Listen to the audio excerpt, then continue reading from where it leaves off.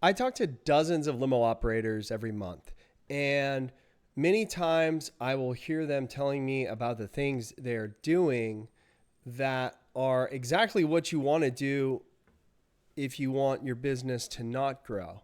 And so in today's video, I want to talk about the things that you guys should do if you want to stay small, if you don't want to grow your business, if in 10 or 20 years you still want to be behind the wheel, or maybe sometimes even worse. Maybe you're at seven figures, you're at $1 million, but you've been at $1 million for 5 years. And many times that can be just as painful as someone who's stuck behind a wheel. And so, and then at the end of the video, I'm going to share with you guys really the number one biggest mistake I see after working with over 400 operators and talking to thousands that I see them consistently making that are hampering their business growth. So wait, why am I talking about how to fail at building a limo business? Well, one of my favorite people to listen to is Charlie Munger. So Charlie Munger is Warren Buffett, the billionaire, top 10 Forbes list, super rich guy. Charlie Munger is lesser known. He's his partner, but I would actually say I've probably listened to more and read more of Charlie's stuff. And he has this thing he does that I absolutely love called inversion thinking. So what this means is when you're doing something like building a business or maybe learning a new skill or really just trying to excel in any sort of field or system to where there's not a roadmap. It's not tracked. Like you go to school, and the unfortunate thing about school and university is everything is so tracked. If you do this, you will get this. But life is not like that, right? Maybe it was 50, 100 years ago, but increasingly it's more and more important that you actually can think for yourself, that you can figure things out. And why this relates to inversion thinking? Well, because many times it's hard to know what to do. What should you do? What is the next thing you should do? And it's not always obvious, but on any given day, if you could look at the set of things that you could, or some things you have to do, right? But the set of things you could do, how do you decide which one? And that's what's so difficult. And myself and a team member, our head account manager, had this discussion the other day. And I brought this up. I said, look, just flip it on its head. What should you not do? And it was funny because we're referring to certain phone calls that were happening that were just very unproductive. And so, okay, let's cut those ones out. And that was almost an obvious answer, right? So I wasn't telling him, okay, this is what you should be doing more of, but I said, do less of this. And if you do enough of that, you'll find that it becomes pretty clear what you should be doing. And the whole idea is based on it being much, much easier to avoid doing stupid things than to be brilliant. And so I know that I want things to be as simple as possible. And I don't want to have to be brilliant in order to, get to the next stage of my business, as I'm sure many of you, feel the same way, right? You don't want to have to be brilliant to scale your business. And so the great thing is it's mainly about just not doing stupid things. Okay, so let's start off a list. So if you want to absolutely kill your limo business over the long term, or maybe not kill it, but just truly hamper its growth, don't use a CRM, because a CRM, which stands for Customer Relationship Management, a CRM is something that will really improve your business if you implement it. So this week, a few days ago, I was speaking to a longtime client out of Houston. And this guy I've known since 2018. It's 2025 now. And he does mainly black car. He's got really good SEO, meaning he's ranking very prominently in Google. And this operator, I can tell sometimes I try to get a hold of him and sometimes he's not very responsive, and it's an over a 7-figure business, but I can tell there's a little bit of inconsistency, and I see this is very common once someone gets to that point where they're making enough money to live comfortably. Many times inconsistency can happen. I know all about that. Anyways, we started talking and I found out that he didn't use any sort of CRM. And look, many of you watching this probably aren't using a CRM. I am guessing most limo companies, more often than not, do not have a CRM. I am not talking about Limo Anywhere, Moves, Fast Track, Santa Cruz, book rides online. There's so many of these booking softwares. That is not a CRM. Okay. A CRM is really for your sales and marketing. And increasingly, and I talk about this in my last week's videos, increasingly data is going to be really what it's all about in the future. Everyone's always like, what should I be doing with AI? How can I use AI in my business? How can I leverage AI? I don't have an answer for you. It really is case dependent, right? What do you want? What are you looking to, make more efficient? But one thing I do know is this.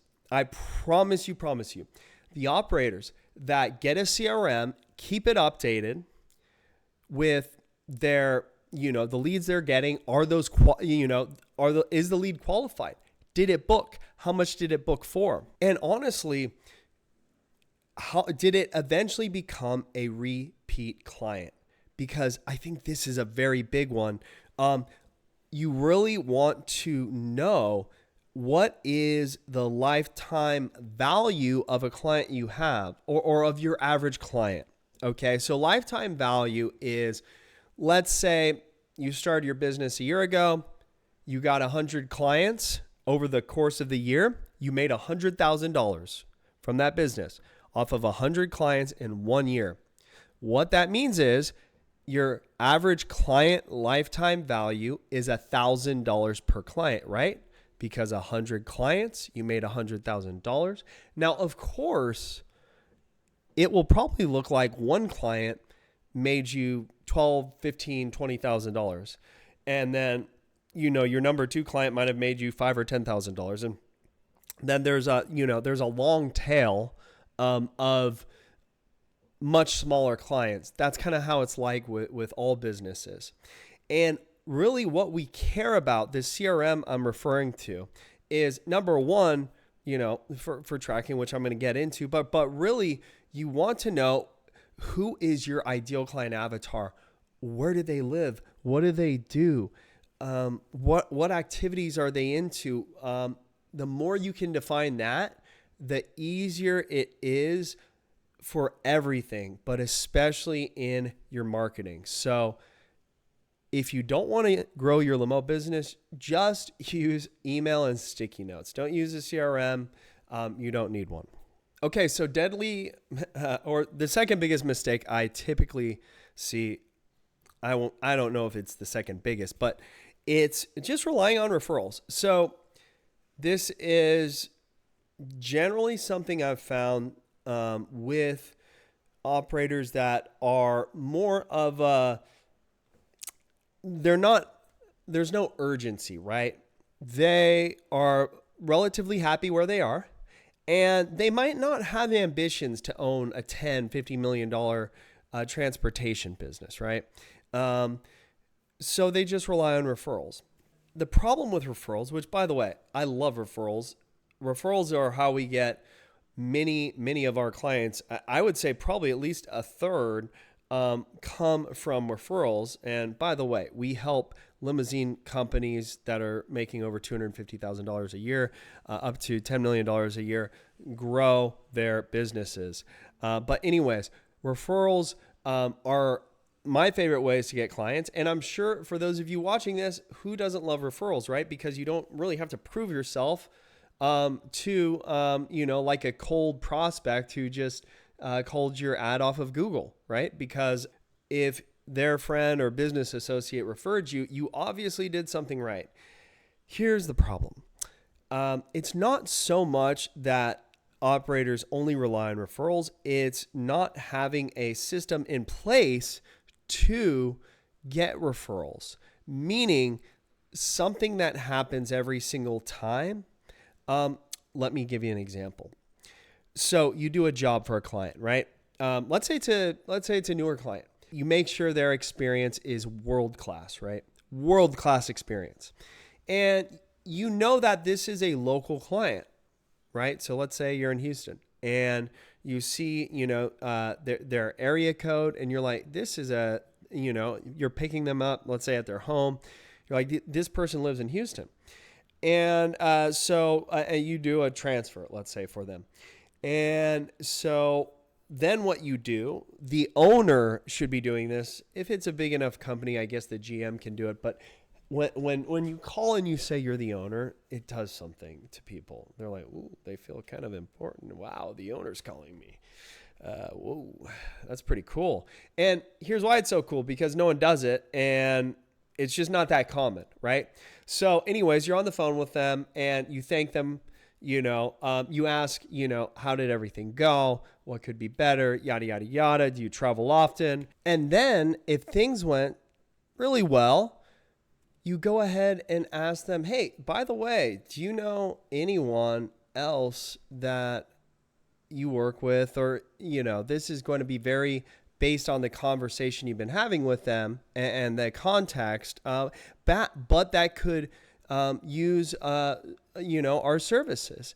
And so that's when you can always get some referrals later on with a follow-up text message. If you don't want to do it right then, you can always ask via text message, because they don't have as much time to think of a response. Not that you're trying to catch them off guard, but many times when you're on the phone with someone and you build that connection, that's usually when to ask for that referral.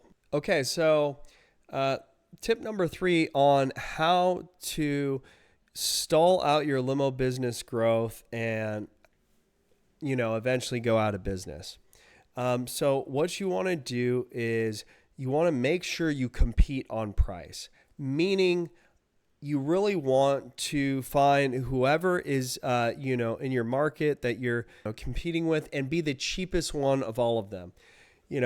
Some of you watching this are probably, kind of laughing because I know many of you probably have had these thoughts before. Should I just lower my price? And unfortunately, it's a race to the bottom. Many of you have probably heard that phrase, a race to the bottom, meaning if you go ahead and do that, and then your competitor does that, and then you guys both just keep trading off, no one wins in that situation. And that's why when I'm at the chauffeur driven and NLA show in Vegas this past March, there can be a bit of a disdain towards brand new operators. And I get it, because, these more seasoned guys, they're like, they're just killing the business for all of us. And here's the thing, and it's very hard to get out of this mindset, but you got to stop thinking about your competition. Okay. That interview I've done with Armando from SUV Seattle Services, the one I did with Christopher Watkins a few weeks back, definitely check that out. Actually, most of the interviews I've done, if you watch these operators, they are the reason they have clients. It's not something to where it's them that attract the client, right? They are their business.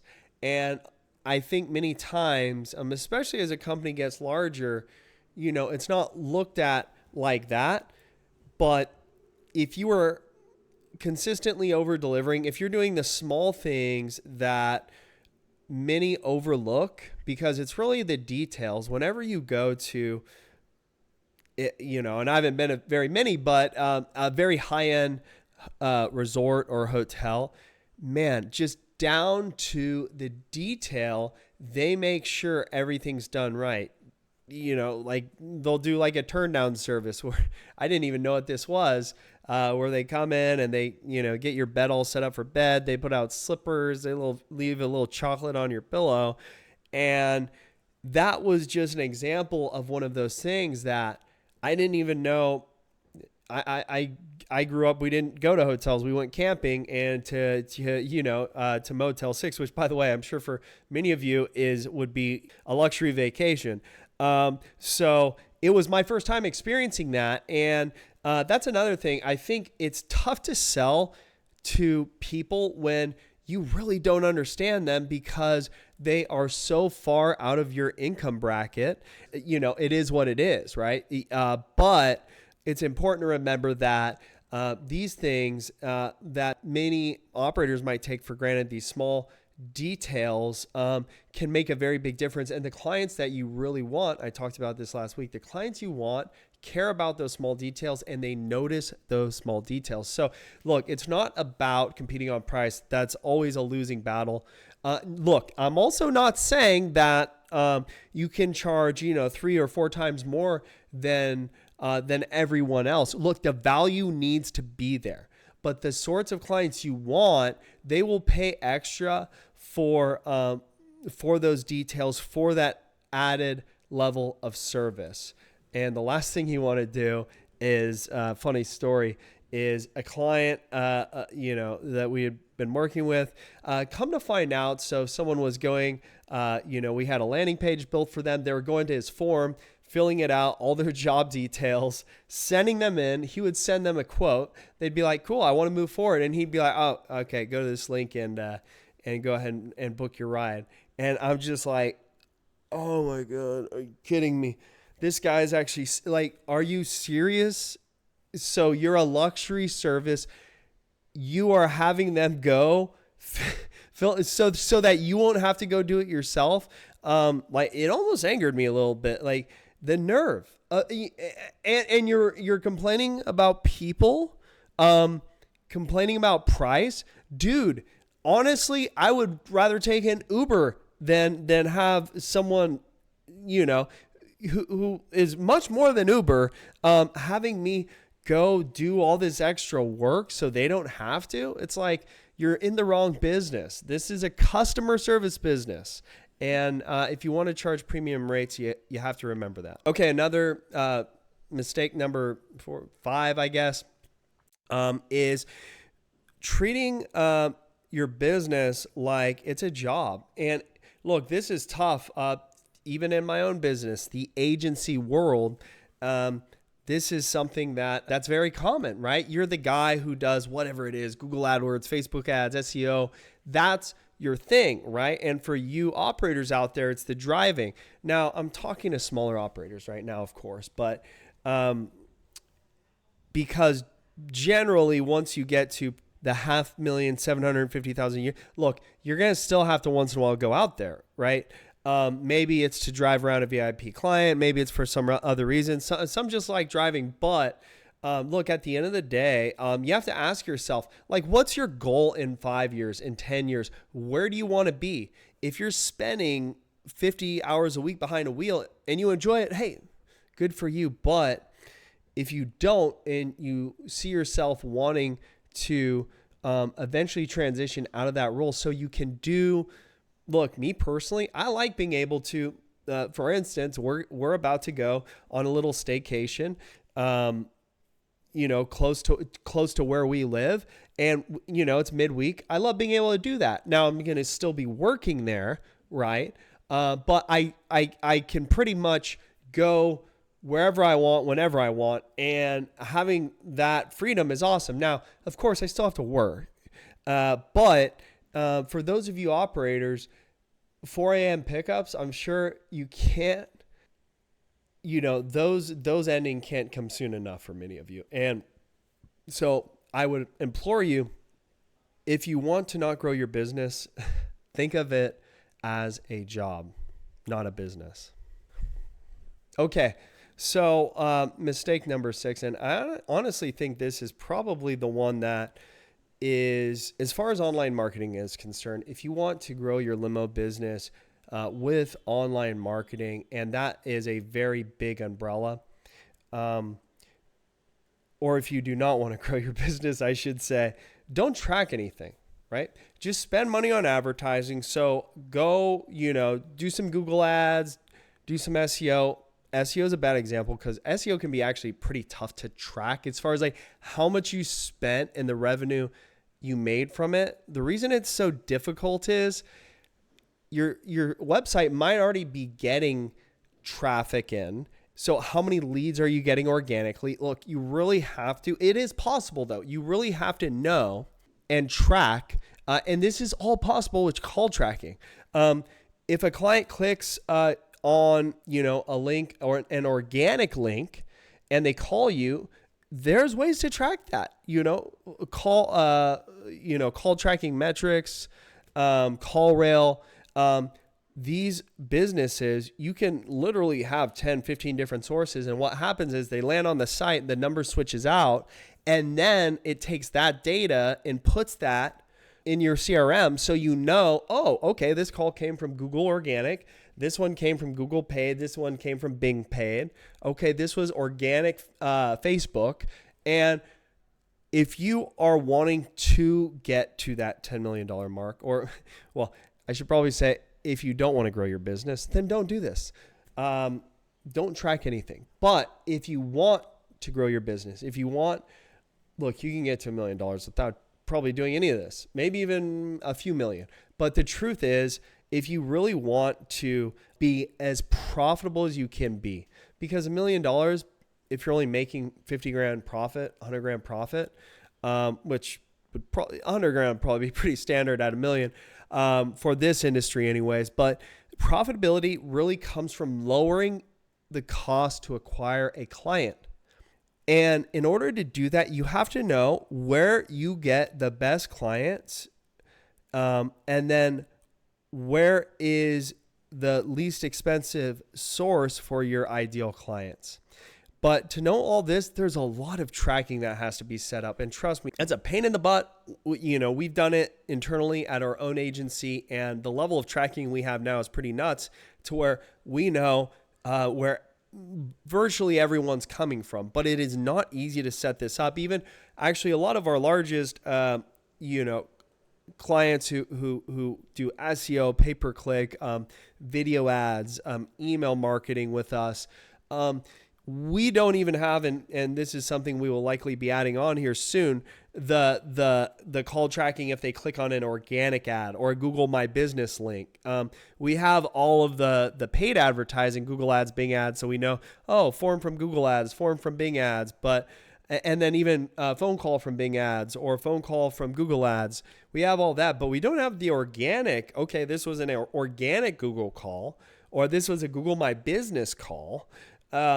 That is super valuable because look, you want to really know what is getting you the return on your investment, right? Because, for example, client I spoke with yesterday. So we're making some changes here at our agency, and we are really improving the service and kind of what we are offering. And with that, many of our clients who are interested in really growing their business quickly. I'm speaking with a lot of them, and this gentleman yesterday I spoke with, he is so good about tracking. I was very impressed. There's very few operators that do the work it takes to know where exactly, because we provide the attribution data. That's a fancy way of saying we show you in the CRM that we provide our clients where the lead's coming from, like I said, Bing, Google, paid, organic, all that stuff. We show them that. But many don't take the time it takes to enter in. Was it a qualified lead? Did they book? How much did they book for? And even better is if this is a repeat client. They kept coming back and coming back and coming back.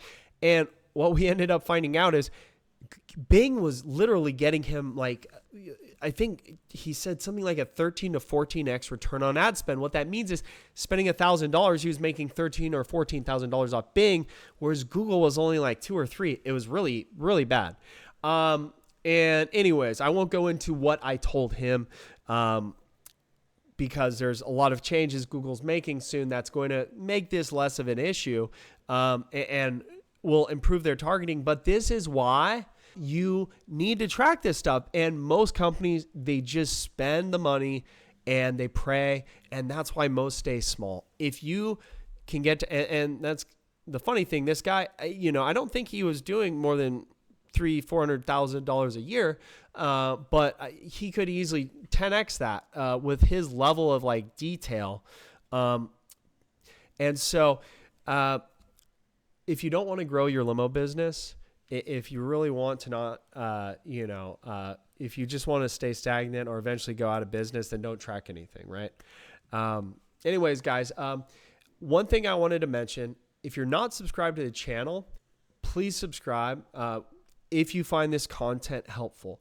And then if you could do me a favor, if you like this kind of content, what I'm going over now, please do a like or make a comment. I'm always trying to figure out what sort of content should I be shooting more of.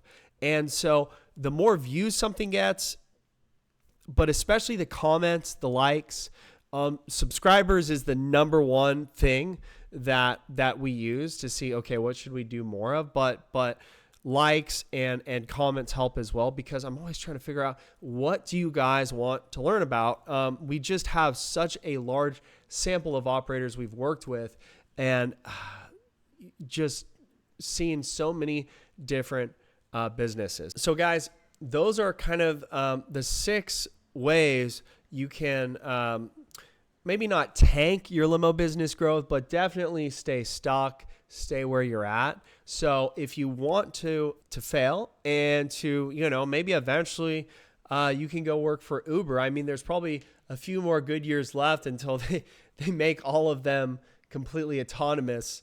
I'm joking, of course. So next time you're at a crossroads and you're trying to figure out, what should I do today? There's things I have to do, and there's some things that I could be doing. And be proactive in planning your day. And if you're not sure what to do, look at the things, and you'll probably have a gut feeling of the things you shouldn't be doing. And so just don't do those.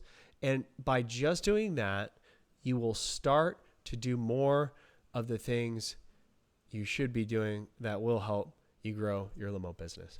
Thanks for watching the video, guys. I will see you next week.